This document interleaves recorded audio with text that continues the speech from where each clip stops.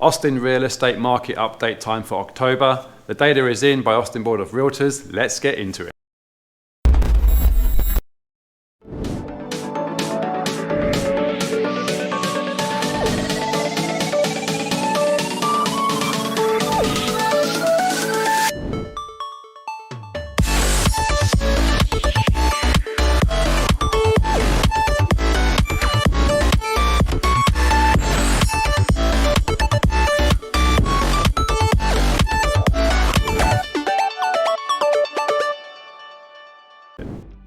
All right, guys, let's get into this. So I'm going to throw up on screen right now the graphic that you're familiar with from the last market update. So again, 3 tiles.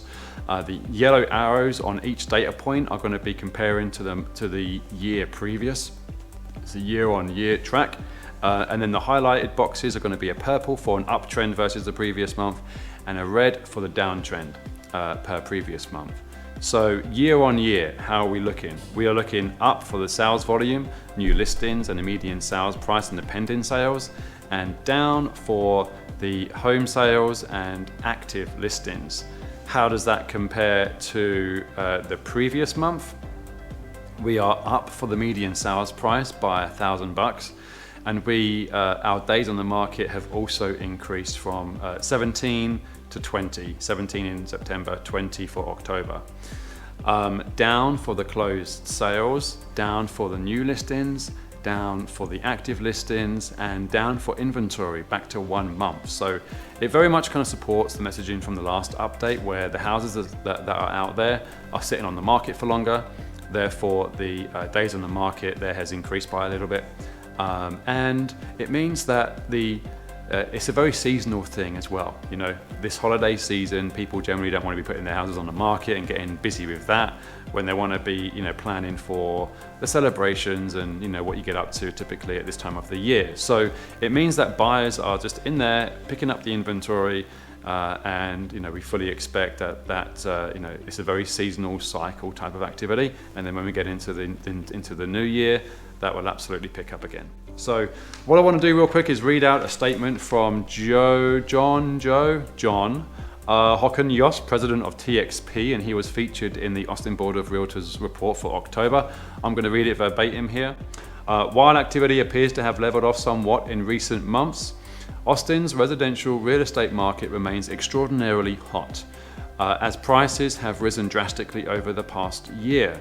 Real estate in Austin remains a seller's market as historically low rates, strong inward migration, a rapidly recovering local economy, and unprecedented stimulus all drive up the demand for housing. When the lowest inventory in record is factored into the mix, it's clear that price pressures are likely to ease, they are unlikely to ease anytime soon. Hopefully, the coming months will bring more supply to the market as material shortages abate and ease and new development occurs. So there we go. Let's see what the next year brings. Okay, so that covers the Austin Board of Realtors data. I want to jump into a question that we get often, and that is the Austin market overpriced? So this graphic on screen, this is comparing Austin to other hot tech cities in North America, and I think this is really valuable because normally Austin gets compared to other Texas cities like Dallas and Houston and San Antonio, but they just don't have the same attraction to tech as Austin. So as you can see here, we are vastly less expensive when it comes to San Jose and San Francisco, and I don't think that's going to be a surprise to anybody. But we're also less expensive than Denver and Portland. However, we are more expensive than Nashville and Charlotte and Tampa. And I am referring here to my hard copies, which is why I keep looking down here. And then you factor into that the affordability aspect. And so what this graph here on screen is representing is the median income to the home price. And Austin is much higher than comparable metros. So above us is those same cities like Tampa, Nashville, and Charlotte. But as you can see there, we're vastly in a better situation when it comes to San Jose and San Francisco, San Diego, stuff like that. So Yeah, I hope that's useful to you. It was really interesting to me to see that, because we can just be in our kind of like Austin bubble, and it's like, but when you factor in Austin compared to the other cities that are kind of in the similar kind of playing ground versus the demand to tech, it gives you a different perspective. I also want to mention about Fed and their quantitative easing schedule that's due to complete kind of middle of next year. And so there's speculation and expectation that the lending rates are going to begin to kind of like tick up towards the back end of next year. So we are definitely keeping a pulse on the Fed and what they're doing and their movements, because it directly impacts the real estate markets, the local economies and the actual stock market there too. Guys, that's me. If you have any questions, feel free to hit me up, email, text, and phone.